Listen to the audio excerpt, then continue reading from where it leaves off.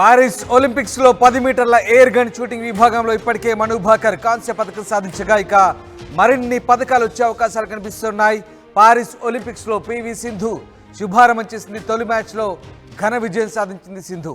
Badminton group stage లో మాల్దీవులకు చెందిన ఫాతిమా నభా అబ్దుల్ రజాక్ పై గెలుపొందింది. 21-9, 21-6 తేడాతో పివి సింధు గెలిచింది. ఇక బుధవారం ఎస్తోనియా క్రీడాకారిణి క్రిస్టినా కూబాతో పివి సింధు తలపడబోతోంది.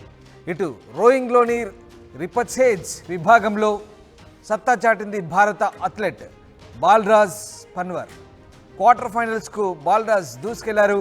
భారత్కు ఇవాళ ఇంకా మెడల్స్ వచ్చే అవకాశం కనిపిస్తోంది. ఇప్పటికే మను భాకర్ 10 మీటర్ల ఎయిర్ పిస్టల్ విభాగంలో కాంస్య పథకం సాధించింది. అటు ఆర్చరీలో అంకిత, భజన్ కౌర్, దీపికా కుమారి పథకాల వేటలో ఉన్నారు. పారిస్ ఒలింపిక్స్లో భారత బ్యాడ్మింటన్ స్టార్ పివి సింధు సత్తా చాటింది. తన తొలి మ్యాచ్లోనే విజయ ఢంకా మోగించింది. మాల్దీవులకు చెందిన క్రీడాకారునిపై సునాయాసంగా గెలుపొందింది. సింధుకు రజాక్ ఏమాత్రం పోటీ ఇవ్వలేకపోయింది. కేవలం 29 నిమిషాల్లో వరుస గేముల్లో విజయం సాధించింది PV Sindhu.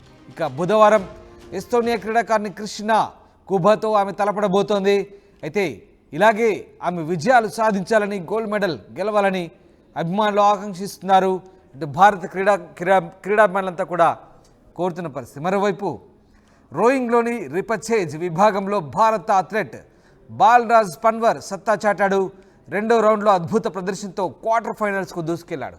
Monaco athlete Quentin తొలి స్థానం సాధించగా రెండో స్థానంలో బాలరాజ్ క్వార్టర్కు దూసుకెళ్లాడు. ఈ నేపథ్యంలో ఖచ్చితంగా పథకం ఖాయంగానే కనిపిస్తోంది. ఇటు రోయింగ్లో పథకం దాదాపుగా ఖాయంగానే కనిపిస్తుంది. అంటే ఆయన సెమీఫైనల్స్ కనుక దూసుకెళ్తే ఖచ్చితంగా ఇక్కడ ఏదో ఒక పథకం వచ్చే అవకాశం కనిపిస్తోంది.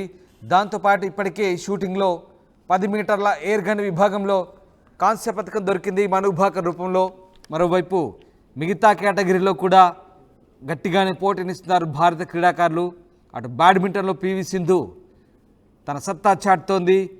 దాంతోపాటు ఇక వెయిట్ లిఫ్టింగ్ విభాగంలోనూ, దాంతోపాటు షూటింగ్, ఇక మిగతా విభాగాల్లో బాక్సింగ్లో, హాకీలో కూడా భారత క్రీడాకారులు తమ సత్తా చాటే అవకాశాలు కనిపిస్తూ ఉన్నాయి. ఖచ్చితంగా పథకాలు సాధించే ఛాన్సెస్ భారీగా ఉన్నాయి. ఈ నేపథ్యంలో పారిస్ ఒలింపిక్స్లో భారత అథ్లెట్లపై భారీ ఆశలతో ఉన్న క్రీడాభిమానులకు ఇవాళ మను భాకర్ సాధించిన పథకం ఒక రకంగా శుభారంభమని చెప్పొచ్చు.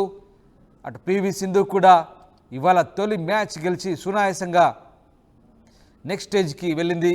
మాల్దీవులకు చెందిన ఫాతిమా నభా అబ్దుల్ రజాక్పై ఆమె గెలుపొందిన పరిస్థితి. మరో మ్యాచ్లో ఎస్తోనియా క్రీడాకారిణి క్రిస్టినా క్యూబాతో ఆమె తలపడబోతోంది.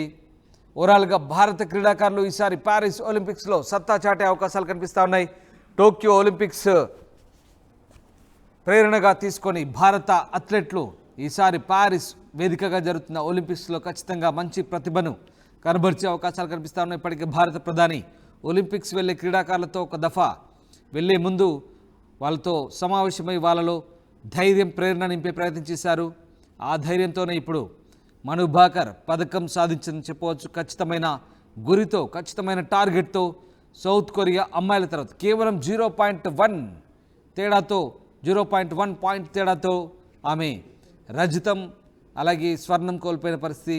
కానీ కాంస్య పథకాన్ని నెగ్గి భారత పతాకాన్ని ఇవాళ ఒలింపిక్స్ వేదికగా రెపరెపలాడించబోతోంది. మువ్వన్నెల జెండాను భారత్కు గర్వకారణంగా నిలిచింది మను భాకర్. హర్యానాకు చెందిన మను భాకర్ అతి పిన్న వయసులో 22 ఏళ్ల వయసులోనే ఒలింపిక్స్లో మెడల్ సాధించిందని చెప్పవచ్చు. ఈ రకంగా ఆమె తొలిసారి పారిస్ ఒలింపిక్స్లో తొలి మెడల్ భారత్కు దక్కించిన ఘనత మను భాకర్కి దక్కింది. పివి సింధు కూడా ఖచ్చితంగా పథకం తెచ్చే పరిస్థితిలో ఉంది. పథకంపై ఆశలు భారత క్రీడాభిమానులకు, అంచనాలు పెరుగుతున్నాయి. పివి సింధు గతంలో కూడా ఒలింపిక్స్లో పథకం గెలిచిన సంగతి తెలిసిందే. తాజాగా పారిస్ ఒలింపిక్స్లో పివి సింధు మళ్ళీ పథకం గెలిచే దిశగా దూసుకెళ్తున్న పరిస్థితి కనబడుతోంది. ఇక మిగతా విభాగాల్లో భారత క్రీడాకారులు ఖచ్చితంగా పథకాలు గెలుస్తారని క్రీడాభిమానులంతా కూడా ఆశిస్తున్నారు.